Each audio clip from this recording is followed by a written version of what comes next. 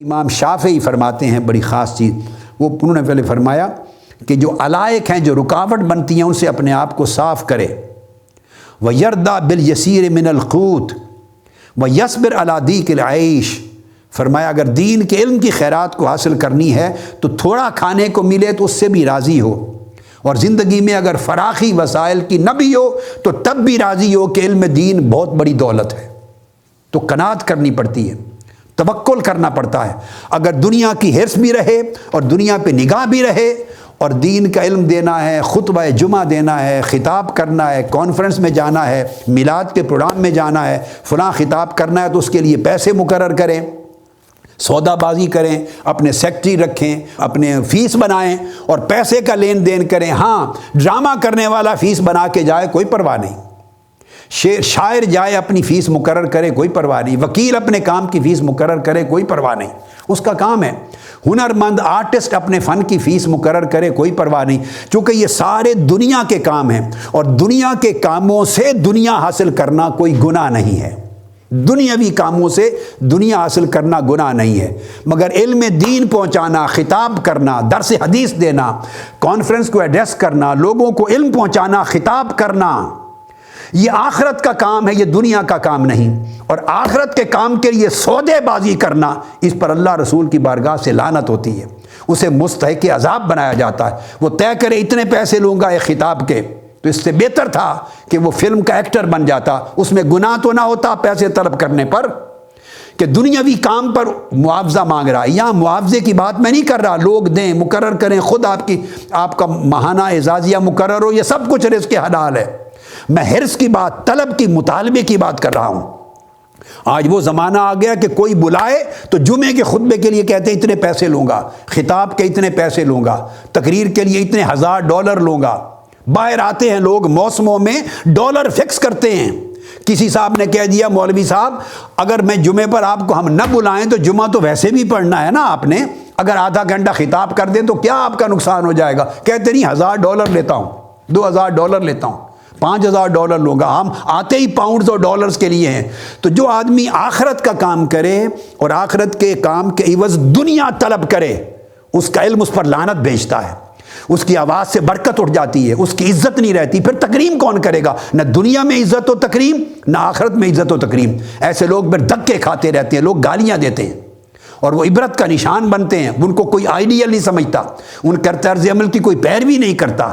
ہاں، اگر اللہ کے دین کے لیے ایسے وقف ہو جاؤ کہ خدمت دین کرو سنت مصطفیٰ سمجھ کر، آقا علیہ السلام کی سنت سمجھ کر، کہ آقا نے فرمایا قُلْ لَا أَسْأَلُكُمْ عَلَيْهِ أَجْرًا، میں اللہ کا دین تم تک پہنچا رہا ہوں، آخرت کا سودا تمہیں دے رہا ہوں، شرک کی ظلمتوں سے نکال کر ایمان کا نور دے رہا ہوں، تمہیں بھلائی کا راستہ بتا رہا ہوں، اور اس پر میں کوئی اجرت نہیں لیتا، کوئی معاوضہ نہیں لیتا۔ تو جس طرح اللہ پر میرا اجر ہے آخرت پر، تو دین کا کام کرنے والے ہمیشہ سنت محمدی پر رہیں۔ یہ میری نصیحت ہے تمام علماء کو، اساتذہ کو، مبلغین کو، داعیان امت کو، میرے طلباء کو، بیٹوں کو، بچوں کو، جو دین کا کام کریں، خدا کے لیے عمر بھر دین کے کام کو سوداگری نہ بنانا۔ جس کا تعلق ہے میری ذات سے، منہاج القرآن سے، میری تعلیمات سے، جو مجھے پڑھتا ہے، مجھے سنتا ہے، مجھ سے سیکھتا ہے، ٹوٹا پھوٹا میری بات مانتا ہے، اس کو میں واسطہ دیتا ہوں اس تعلق کا کہ کبھی دین کو سوداگری نہ بنانا، دین کو آقا کی سنت سمجھ کر امت تک پہنچانا، اس میں نور ہوگا۔ دین کے عوض مال طلب نہ کرنا، دین کے عوض مال نہ مانگنا، اس کی فیسیں مقرر نہ کرنا، لوگوں کی جیبوں پہ نگاہ نہ رکھنا، اس مال و دولت دنیا پہ نگاہ نہ رکھنا، یہ ہیچ ہے۔ اللہ نے دین بڑی اونچی چیز آپ کو عطا کی ہے، دین کے برابر کوئی دولت نہیں، دین کے برابر کوئی عزت نہیں، علم دین کے برابر کوئی مرتبہ نہیں۔ آپ اونچی شے چھوڑ کر نیچے کی طرف جاتے ہیں، لوگ آپ کو نیچا بنا دیں گے، اور دنیا میں بھی عزت نہیں ہوگی اور آخرت میں بھی عزت نہیں ہوگی۔ صحیح بخاری میں اللہ پاک نے فرمایا عالم کو اٹھایا جائے گا، یہ صحیح قدسی حدیث قدسی، آقا علیہ السلام نے ارشاد فرمایا کہ اللہ پاک ایسا فرماتے ہیں، اٹھایا جائے گا، عالم کو پوچھا جائے گا میں نے تمہیں علم دیا، تو نے کیا کیا؟ اس نے کہا باری تعالیٰ تیری خاطر میں نے لوگوں تک پہنچایا۔ اللہ پاک فرمائیں گے نہیں، تو نے مال و دولت اور دنیا کے لیے پہنچایا، تمہیں مل چکی۔ فرمایا جائے گا فرشتے کو پکڑو اسے اور اونھے منہ دوزخ میں ڈال دو۔ اس علم کی نہ عزت آخرت میں ہوگی نہ دنیا میں ہوگی۔ میرے ساتھی، میرے رفقا، میرے علماء، اساتذہ، طلباء، دین کی خدمت کرنے والے، میری نصیحت ہے اور میں درد مندانہ رو کے کہہ رہا ہوں، خدا کے لیے کھانے کو نہ ملے فاقہ برداشت کر لو، فرق نہیں پڑتا، مرتا کوئی نہیں۔ میں نے فاقے سے مرتا ہوا بندہ نہیں دیکھا، ایسے فاقے بھی نہیں آتے، اللہ پھر بھی دیتا ہے۔ فاقہ ملے، وسائل نہ ملیں، بڑی آسائشیں نہ ملیں، ہر چیز چھوڑ دو، یہ چھوٹی چیزیں ہیں، چھوٹی چیزیں ہیں۔ آقا علیہ السلام کی وراثت بڑی چیز ہے، حضور کا نائب ہونا بہت بڑا مرتبہ ہے، حضور کی خلافت پانا بہت بڑا مرتبہ ہے، علم محمدی کا وارث ہونا، حامل ہونا بہت بڑا مرتبہ ہے، فقیہ ہونا، امت کا رہنما ہونا بہت بڑا مرتبہ ہے۔ بھلے اس کے عوض فاقہ آ جائے، تنگی رزق آ جائے، مشکلات آ جائیں، پریشانیاں آ جائیں، یہ 4 دن کی بات ہے، ٹل جائیں گی، مگر علم محمدی اور وراثت محمدی جو مرتبہ دے گا، یہ دنیا میں بھی رہنا ہے اور قیامت میں بھی، آخرت میں بھی رہنا ہے۔ لہٰذا علم دین کو نہ بیچو، اس پر معاوضے طلب نہ کرو، پیسے نہ مانگو، مطالبہ نہ کرو، لوگوں کی نگاہوں پہ نگاہ نہ رکھو، ان کی جیبوں پر، بے نیاز بنو۔ علم دین بے نیازی دیتا ہے، اور جو بے نیاز ہوتا ہے اسی کو عزت ملتی ہے، اسی کو عزت ملتی ہے۔ اس لیے علم دین کا حاصل کرنا بھی اسی طرح اور علم دین کا پہنچانا بھی اسی طرح۔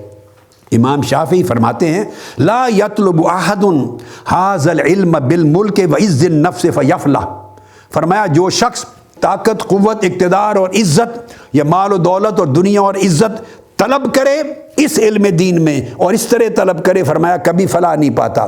ولیکن من طلبہ بذل النفس وضیق العیش بخدمت العلماء افلح، جس نے علم دین کو طلب کیا اور یہی حکم آگے پہنچانے کا بھی ہے، وہ ذل نفس کو عاجز رکھ کر اور تنگی، معاشی تنگی رکھ کر اور علماء اور صالحین کی خدمت کر کر اس کو فلاح نصیب ہوتی ہے۔